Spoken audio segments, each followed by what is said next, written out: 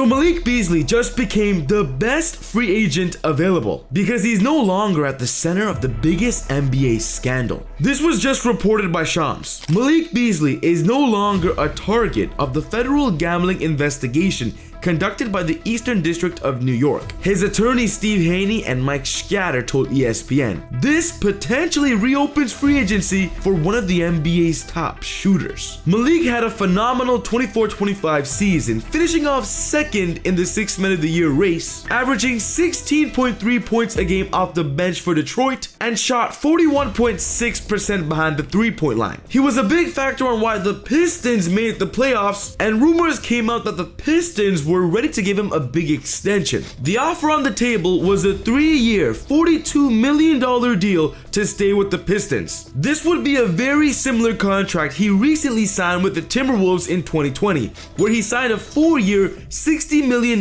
deal. But ever since signing that contract with Minnesota in 2020, things didn't go well for Malik because of his behavior. He made some bad choices, was a part of many investigations, and of course got traded to multiple teams. But his recent season with the Pistons kind of rejuvenated his career until we got this report. Malik Beasley at center of gambling investigation. Pistons pause deal talks with free agent per report. So that 3-year, $42 million deal was off the table because there was just so much evidence of Malik ruining basketball games to give him some extra cash. Look at this play in the 2024 season when he lets Tyrese Halliburton just blow by him. This was very suspicious. It's like he wanted Hallie to get by him to help the spread. Of course, more recently, in Game 6 of the first round of the playoffs, Malik Beasley had a chance to tie the game, but of course fumbled this catch. How can one of the best shooters in the NBA fumble a wide open catch? Suspicions arose he purposely did that to help a spread. But the most suspicious one of all was this one,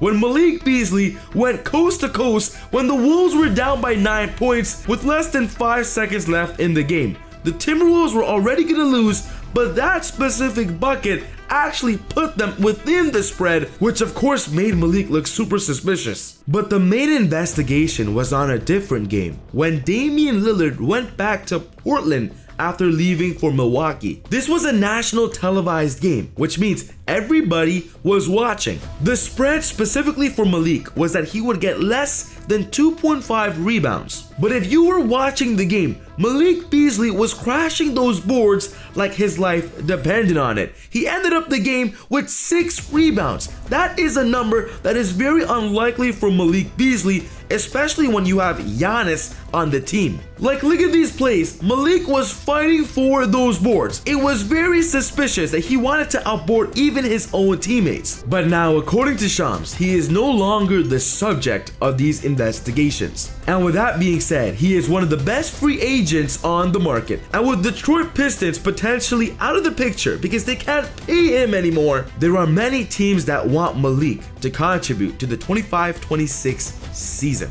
Shout out to SeatGeek for sponsoring the channel. Easy Buckets family, if you want cheap tickets to watch your favorite NBA teams play, maybe you want to go to a festival, maybe you want to go to a concert, get your cheap tickets on SeatGeek today because they have cheap tickets. And then of course on checkout, be sure to use my discount promo code EasyBuckets with an S at the end to get an extra $20 off your first purchase. Your cheap tickets on SeatGeek just became cheaper. You can download the app or go on the website with the link in my bio. So as I mentioned before, the Pistons wanted to offer Malik a 3-year $42.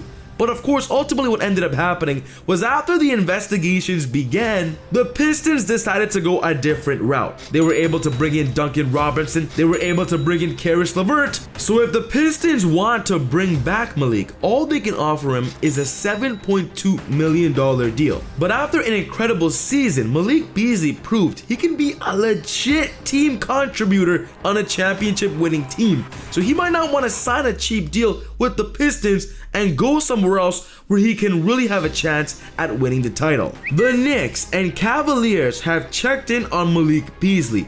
Knicks executive Garrison Roses signed Beasley to a 4-year $60 million deal with the Timberwolves. Knicks and Cavs have minimum deals to offer. Beasley is no longer a target of a federal investigation. Beasley joining the New York Knicks, the team that eliminated him from the playoffs, would be a great scenario for him. Join the better team, be in a better position to win. Last season, Malik Beasley hit 319 triples, only second to Anthony Edwards, who hit 320. And remember this, Anthony Edwards played 600 more minutes than Malik Beasley, and the fact that Malik only made one less three than Anthony Edwards only proves his value, especially even when getting less minutes on the court. Malik has proven to be one of the most accurate and prolific outside shooters in the league, and with the Knicks being very vocal that this summer they want to improve in their backcourt and they're scoring off the bench,